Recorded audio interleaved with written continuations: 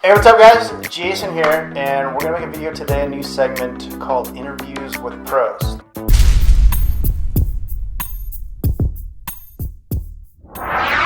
With me I have my buddy Evan, one of the most gangster bartenders I've ever had the privilege to work with. 100%. And so we're just going to kind of go over his background and how he got into all this stuff, and I think it'd be beneficial for you guys to see you guys have a point of view that's more than just mine. And real working bartenders. Yeah, exactly. All right, so Ev, take it away. You can give an intro or whatever you want, man. Well, I'm 29. I've been bartending about 8 years. From Virginia Beach. Been living in California for about 4 years, and I've worked in probably 6 or 8 different types of restaurants, from strip clubs to gay bars, dive bars, fine dining, and I've worn a lot of different hats. When you started thinking about being a bartender, like what lit that fire, number one, and then what did you start to do to take steps towards that? Well, I was always in construction when I was in my teens, and I decided I wanted to get into bartending, and I talked to some people, and they said, it might be a good fit to actually work in this gay bar of all things. And it's a funny story how it began is I was talking with this lady, and she's like, "You would be great in a gay bar," and I thought to myself, it's probably That's a good. great pickup line.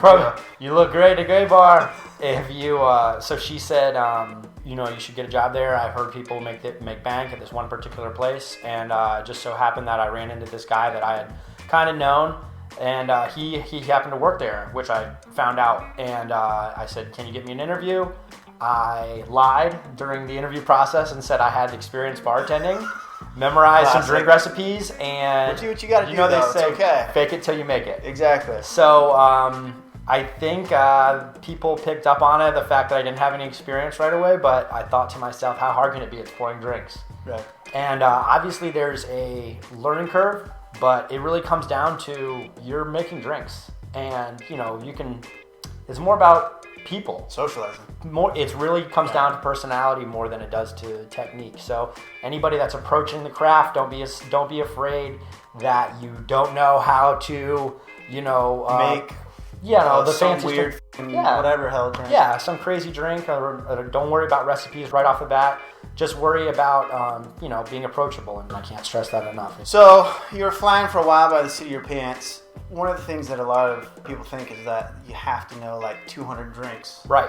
And that you're making all these crazy drinks all the time. Talk about like how many drinks do you usually make on a regular basis, and how those may or may not be similar across all the types of bars that you've worked at.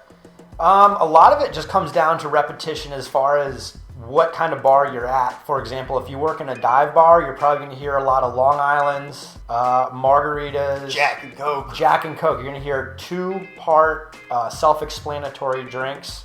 I mean, other drinks might have 3 ingredients, but you're going to see a ton of similarities in the drinks, like a Long Island, an Adios Motherfucker, or a Blue Motorcycle, as it's referred to on the East Coast. See, I didn't even know that. Yeah, and Tokyo Tea are all the same basic recipe. It's just a matter of switching the basics, as far as Long Island requires sour to go along with it and a splash of Coke. An Adios is sour and blue curacao. A Tokyo Tea is basically adding melon sour melon or Midori and a splash of Sprite, as I like to make it. And they're all the same basic drinks, so it's going to be really revelatory as far as it's all kind of the same. The way that drinks kind of come together in your mind is going to make sense. You're going to see a lot of girls come in and go, "I want something fruity," and you're going to go to the same drinks that work over and over and over again. Good to know that you don't have to know. My point is that I want you guys to figure out that you don't have to have all these crazy drink recipes memorized. And know the basic ones that you've heard of before, but you don't need to know like 200 or 300 drinks. To get by. You don't have to be an encyclopedia, and it's always okay to say, "I don't know what's in that, but I'll find out." People don't care. In my experience, no one has ever scoffed or called me out for being unprofessional. Especially when I was new, I would just say, "I don't know what's in that. Do you know what's in that?" Then there's Google for that. Right. So phone, computer in the pocket. There you go. Yeah. Back to kind of when you were first starting, what were some of your most stressful moments, and then how did you figure out how to deal with those? I can honestly pinpoint it to one night where I had multiple orders coming in. I was kind of used to working at a slow place where my sales were relatively low, and it was very low volume bartending. And then I remember one night I was just busy, and I had all kinds of people asking me for drinks at the same time. And a good idea is to kind of be able to mentally manage different tasks, is to basically create a priority or track them chronologically in your head. Like, get Bob a whiskey soda, get Brian a Miller Lite, get Jason a glass of water. So you do those things as a priority. If you're low on ice, obviously you get that last and get their drinks now. But there's always going to be something to do. You're always going to be looking for something to do. The best advice that I can give you is that panic and stress is your enemy. So don't let things go to your head. If you look and feel like you're in the weeds, just mentally take that deep breath. You don't have to physically do it, because I don't want you to put off the vibe that you're stressed out. And if you never heard the term the weeds, means this is kind of an industry inside term that means you're just buried, and you're as fast as you can go, and you have just shit coming in on top. It's where you're sweating. Right. So it's where you're sweating and you're mentally stressing, but you don't let it show.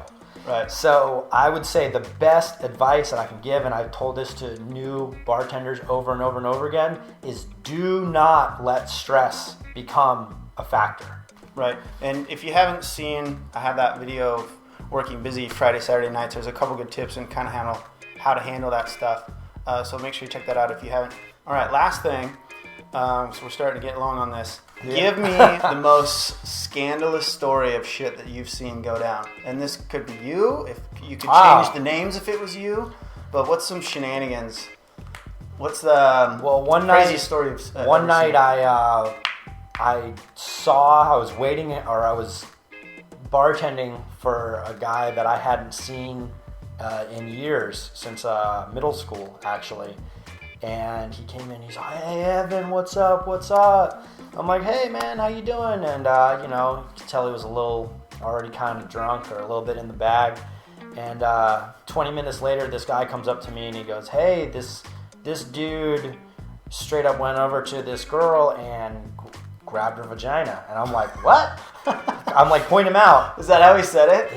He really was very political about it. He was speaking of PG. Awesome. He was very PG about it. And I was like, "What? Who did that?" And he points to the guy, and it's my old friend. And I'm like, dang, I'm going to have to kick him out.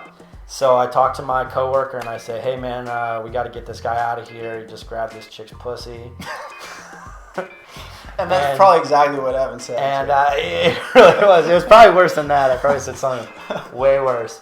So I said, "Yo, like, help me get this guy." So my dude goes over to him, grabs him by his collar. I go up behind him. I was holding him like, what's it called when you do the full Nelson? The full Nelson. I had the full Nelson on him going out the door, and he's turning, going, Evan, help. And then he saw me out of the corner of his eye, and he was like, "Evan?"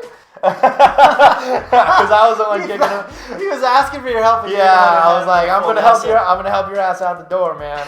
So we threw him out, and he was cussing up a storm or whatever, and he's like, "Fuck you guys," and he kicks through the front door, like off this big plate, this big single plate glass. He kicks the glass right out of the door. Whoa. And fortunately, this is in Virginia Beach, where there's a swarm of cops. And the cops came in no time flat, and he spit on the cops and all this stuff, and it was just classy guy. It went from 0 to 60 real quick.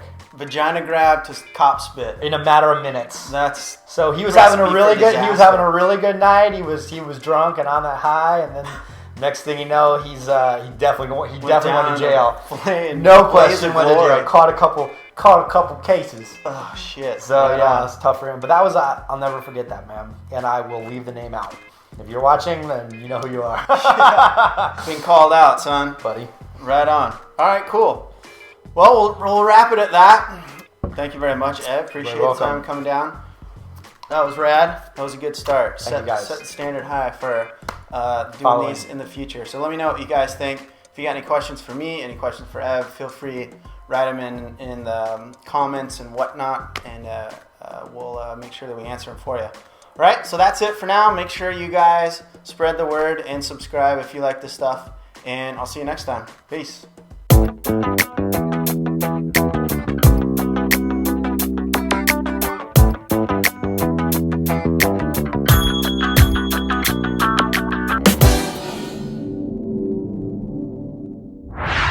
For more kick-ass videos, check out these playlists. And subscribe to get new videos. Bartending Pro out!